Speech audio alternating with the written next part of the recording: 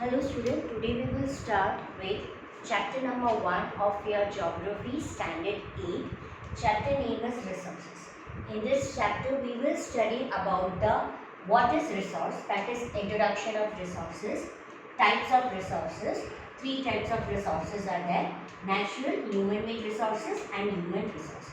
Further, natural resources is divided into four more parts: actual and potential resources based on the development of resource.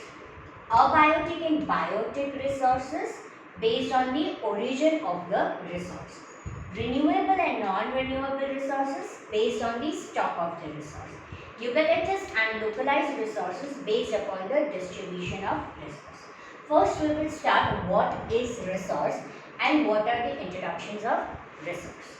Anything that can be used to satisfy a need is a resource.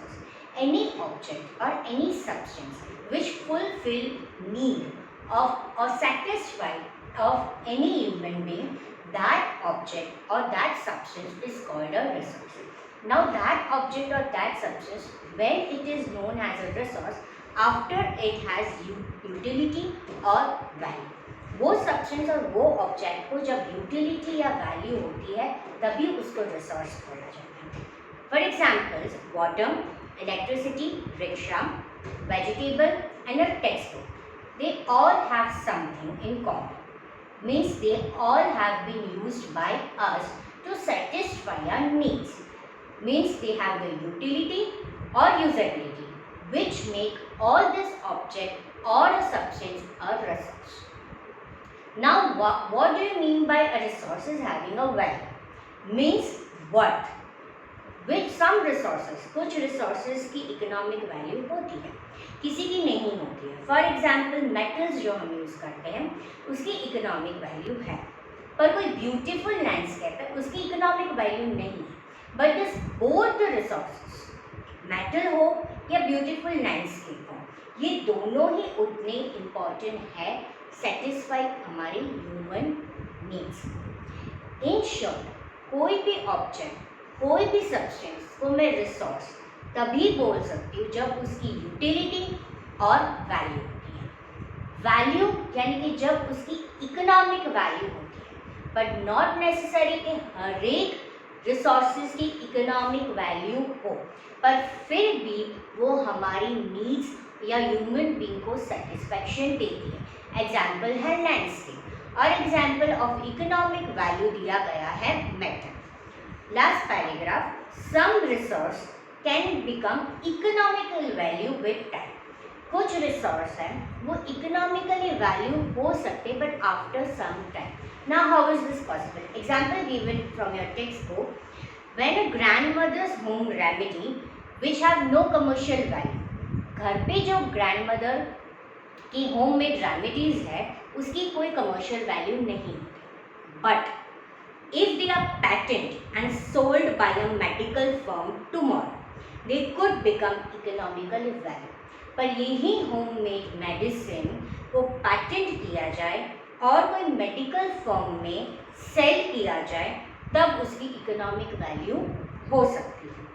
आपके page में right hand side पे bottom में patent का meaning दिया गया है. It means exclusive right over any idea और invention.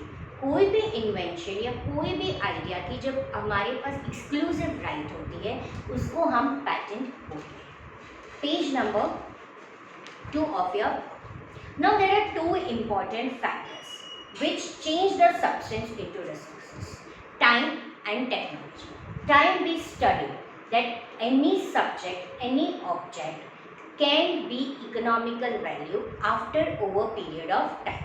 Now how technology also plays an important factor to change substance into resource. This both time and technology are related to the needs of the people. People themselves are most important resource. We ourselves, हम खुद एक important resource है. It is people's idea, knowledge, invention, discovery जिसकी वजह से ज़्यादा resource create होती है. यानी हम human being we play very important role to convert any object, any substance into resource with our ideas, knowledge, invention and discovery. Each discovery or each invention leads to many other. Example given in your textbook, the discovery of fire lead to practice of cooking and other process, while the invention of wheel ultimately resulted in the development of newer modes of transport. Fire की जो discovery थी जिसकी वजह से cooking found हुआ, फिर invention of wheel की वजह से new modes of transportation developed हुए. Another main important example, the technology to create hydro electricity has turn energy in fast flowing water into important resource. Water वो resource में तभी convert हुआ जब उसमें से टेक्नोलॉजी ऐड करके हाइड्रो इलेक्ट्रिसिटी प्रोड्यूस या क्रिएट करने में.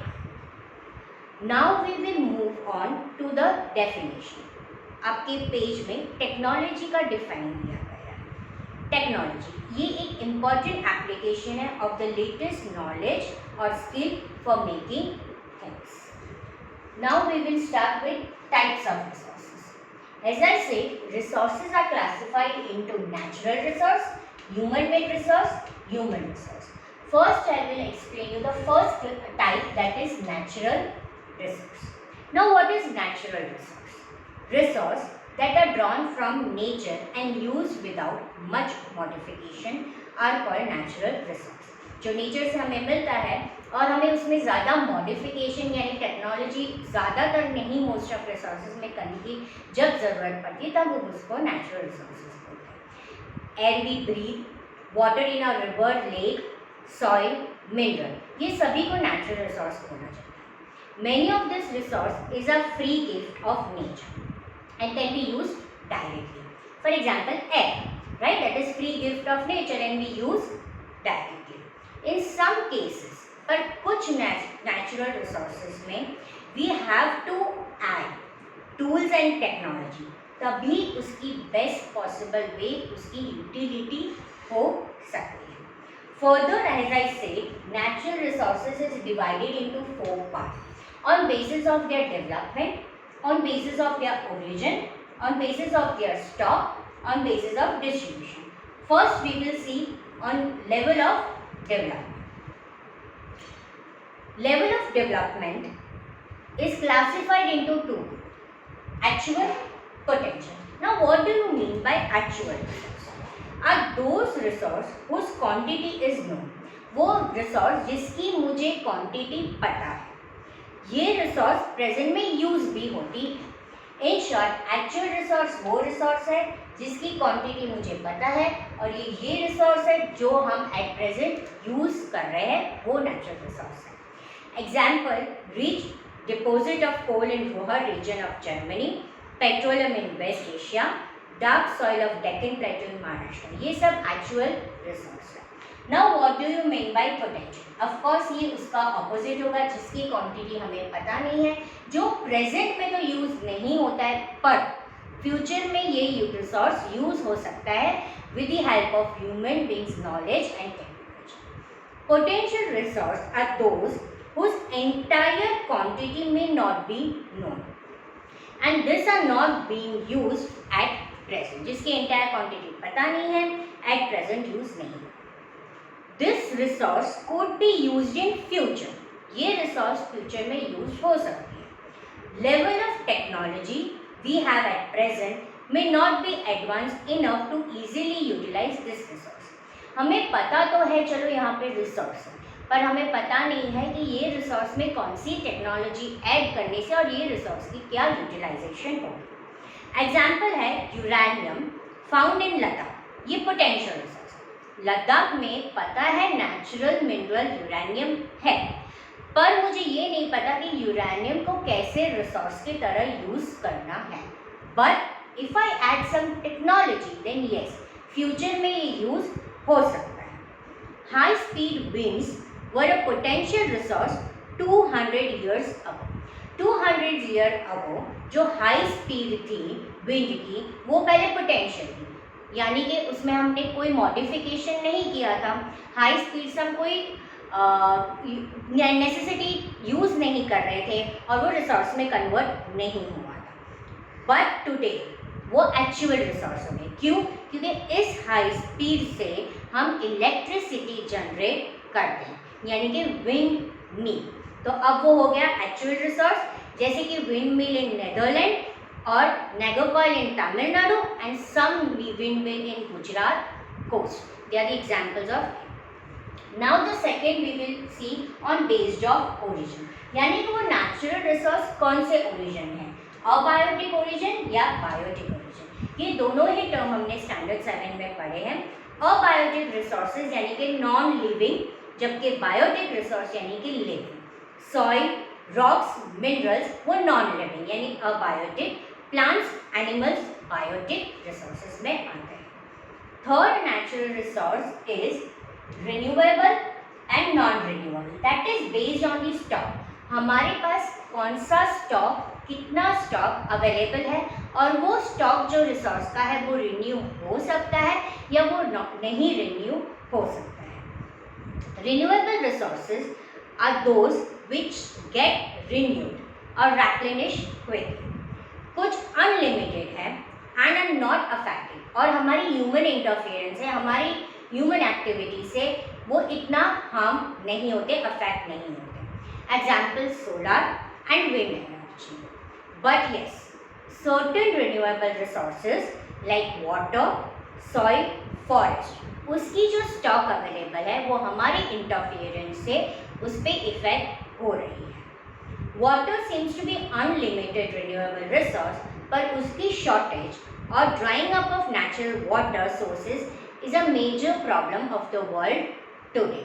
तो ये हो गए renewable resources. Now what is non renewable resources? Non renewable resources are those जिसकी स्टॉक लिमिटेड है, यानी वो रिसोर्सेज जो वापस रिन्यू होने में काफ़ी मिलियंस ऑफ ईयर लगता है, तो हमें उसे जुडिशियली यूज़ करना है। एक बार ये स्टॉक एग्जॉस्ट हो जाता है तो उसको थाउजेंड्स ऑफ ईयर लगता है वापस रिन्यू होने में और वापस रेप्लेनिश होने में। ह्यूमन लाइफ की नीड्स अनलिमिटेड है, तो हमें ध्यान रखना चाहिए कि हम ये नॉन रिन्यूएबल रिसोर्सेज को ध्यान से यूज़ करें। और ये नॉन रिन्यूएबल रिसोर्सेज के एग्जांपल्स हैं coal, petroleum, natural gases. Now the last that is on basis of distribution, ubiquitous and localised, यानी कि नेचुरल रिसोर्स पूरे वर्ल्ड में कैसे डिस्ट्रीब्यूट है। कुछ नेचुरल रिसोर्स स्पेसिफिक जगह पे ही हमें पाए जाते हैं और कुछ नेचुरल रिसोर्स हमें हर जगह पे पाया जाता है। On the basis of distribution, resources are classified into ubiquitous and localized.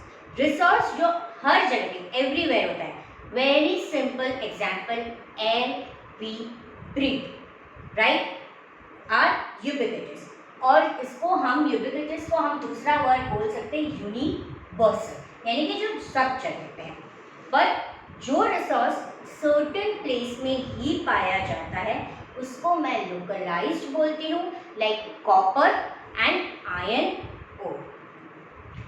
Okay, and the last paragraph of your page number 3, ये जो नेचुरल रिसोर्सेज है इसकी जो डिस्ट्रीब्यूशन है, ये डिस्ट्रीब्यूशन हर जगह पे इक्वल नहीं होता है, यानी कि नेचुरल रिसोर्स हर जगह पे इक्वल नहीं होता है। वो जगह की फिजिकल फैक्टर्स, यानी कि वो जगह की क्लाइमेट कैसी है, वो जगह कितने एल्टीट्यूड यानी हाइट पे है, तो डिस्ट्रीब्यूशन ऑफ रिसोर्स ये अनइक्वल होता है क्योंकि हर जगह पे अलग अलग फैक्टर्स होते हैं।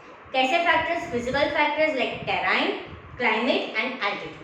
तो पूरे अर्थ में जितने भी नेचुरल रिसोर्सेज हैं वो इक्वली डिस्ट्रीब्यूटेड नहीं होते हैं।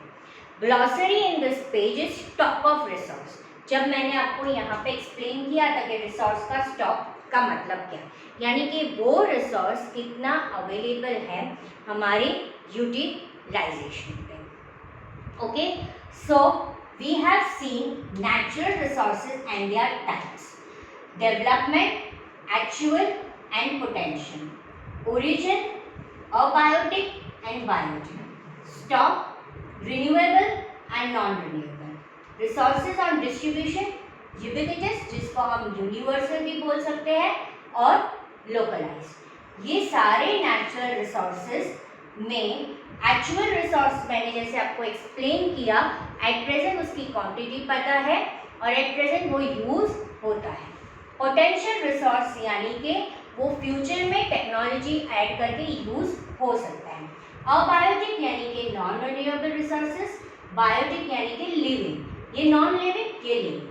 रिन्यूएबल यानी कि जो रिन्यू हो सकता है, नॉन रिन्यूएबल यानी कि जिसको रिन्यू होने में काफ़ी साल लगता है। यूबिक्विटस यानी कि जो एवरीवेयर यूनिवर्सल पाया जाता है। लोकलाइज यानी कि जो कुछ ही प्लेसेस में, सर्टेन प्लेसेस ऑन अर्थ में ही पाया जाता है।